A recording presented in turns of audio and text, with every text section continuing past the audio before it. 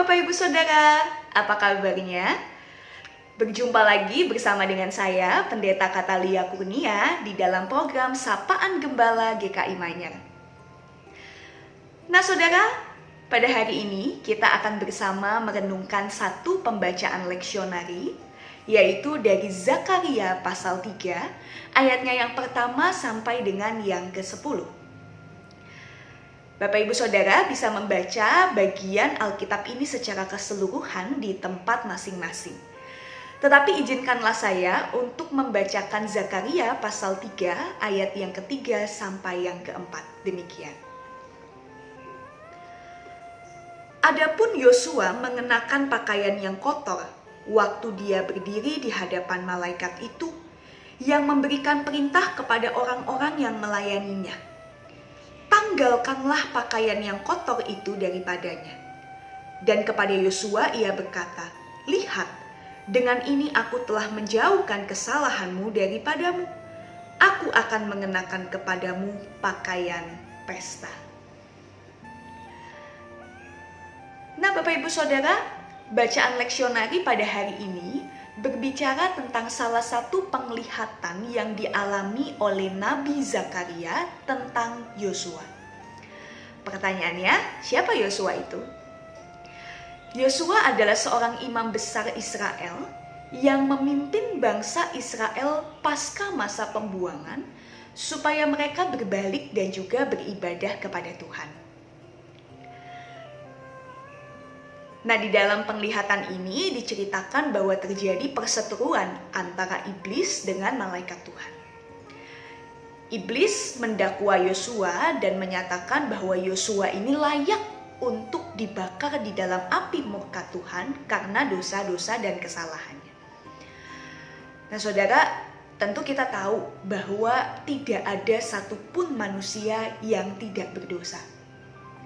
Bahkan pendeta sekalipun juga tidak luput dari kesalahan.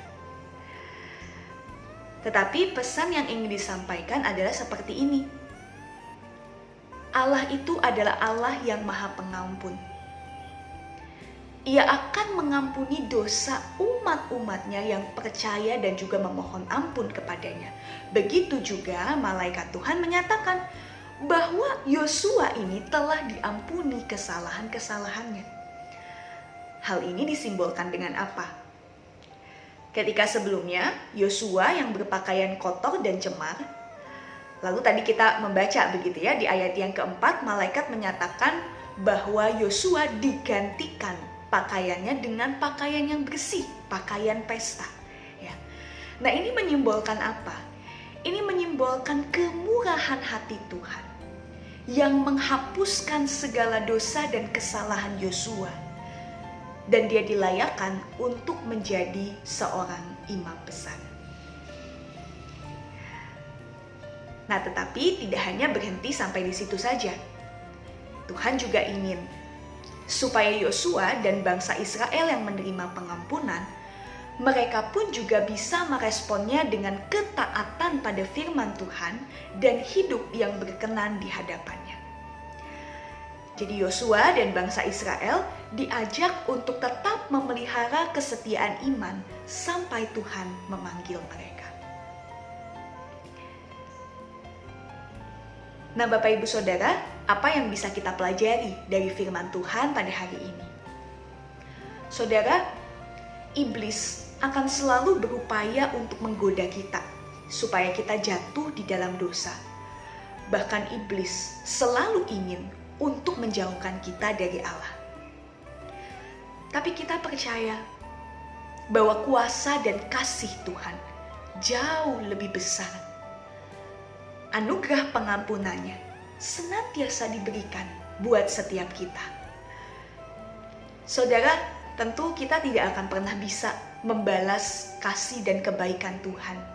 Tetapi kita bisa mensyukuri karya kasih-Nya dengan setia dan taat melakukan kehendak-Nya.